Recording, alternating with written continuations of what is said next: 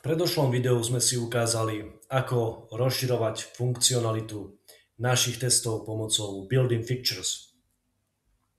Tieto sú veľmi užitočné, ale nimi ešte nekončí to, čo PyTest dokáže.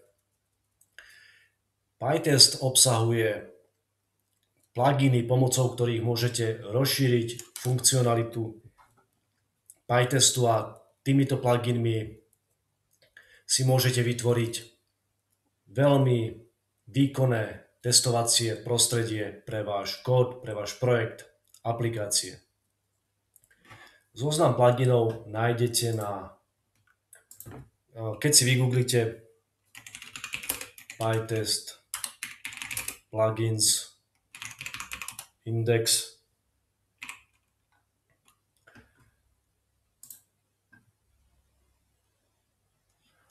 máte tu obrovské množstvo pluginov, ktoré vám pomôžu vytuniť váš PyTest. Môžete si pomôcť, ak robíte domain-driven development, benchmarkovať vaše testy, rôznym spôsobom farbiť indikátory alebo spojiť váš test s frameworkami ako Django alebo Flask. Je tu proste veľa šikovných komponentov. Poďme si ukázať, ako nainštalovať taký plugin. Je to veľmi jednoduché. Použijeme pip. Nainštalujeme si jednoduchý plugin, ktorý pridá k našim testom progress bar. Beh testov bude vyzerať krajšie a hlavne uvidíte, ako testy bežia, keď máte veľké množstvo testov a musíte čakať určitý čas. Vidíte progres, ako sa PyTest prehryzáva jednotlivými testami. Takže použijeme pip install PyTest --sugar.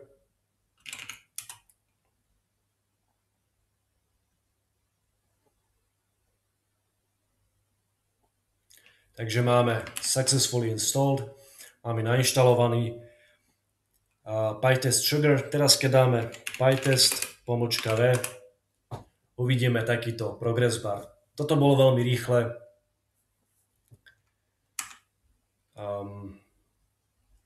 Máme len zo pár testov, ale keď máme stovky testov, vidíme pomaly, ako progress bar rastie, ako sa stužka vyvíja tým, ako PyTest prechádza všetky testovacie funkcie.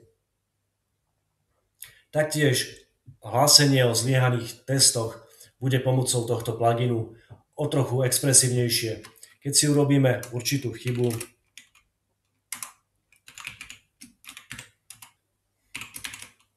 povedzme, že budeme mať takúto chybu, keď teraz spustíme PyTest. Vidíme nielen chybové hlášky, ktoré sme videli predtým, kde sa stala chyba, aký je rozdiel medzi očakávanou hodnotou a hodnotou, ktorú reálne dostaneme z kódu. Vidíme tu peknú značku, kde bol fail a od ktorého testu máme fail. To nám pomôže napríklad vtedy, keď majú naše testy určitú postupnosť. Najskôr testujeme inicializáciu a potom ďalšie vidíme, že naše testy zlyhali kdesi na vrchu a ďalej už boli OK. Toto nám pomôže lepšie špecifikovať chybu v našom kóde, respektíve testovací priestor, v ktorom náš kód zlyhal.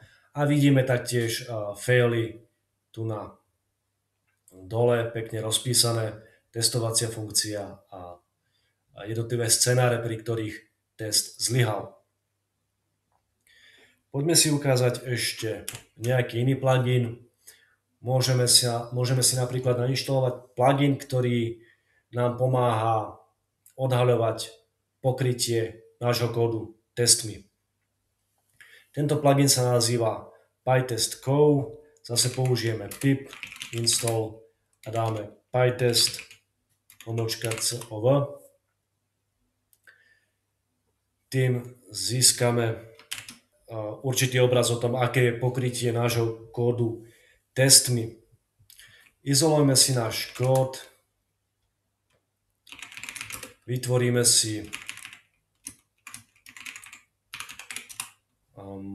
takýto priečinok, pretože tento coverage by potom testoval pokrytie aj kódu mimo náš projekt, takže si izolujeme náš kód a testy a dáme si knihy.py a tiež naše testovacie funkcie do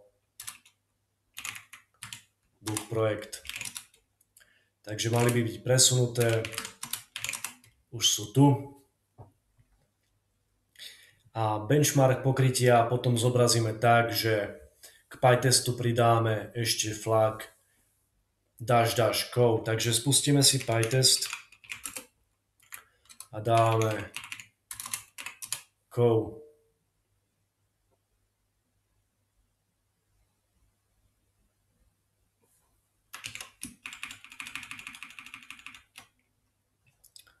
Máme tu ešte stále vysvietenú chybu.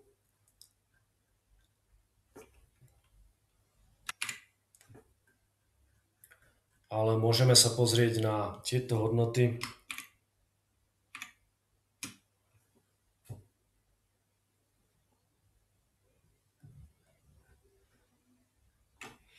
Vidíme tu celkom pekne, kde teda naše testy zlyhávajú s progress barom. A máme tu aj hodnoty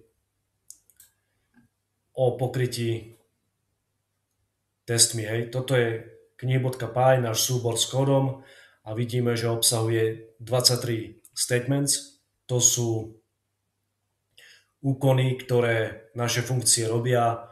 Môžu to byť priradenie hodnoty premennej, nejaká podmienka if alebo iterácia z for.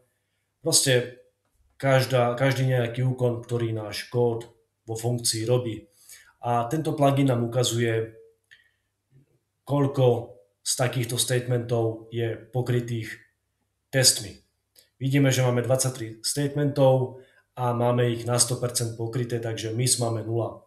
Máme 100% pokrytie našich statementov, nášho kódu pomocou testov, čo je logické, pretože pre každú funkciu sme vytvorili test.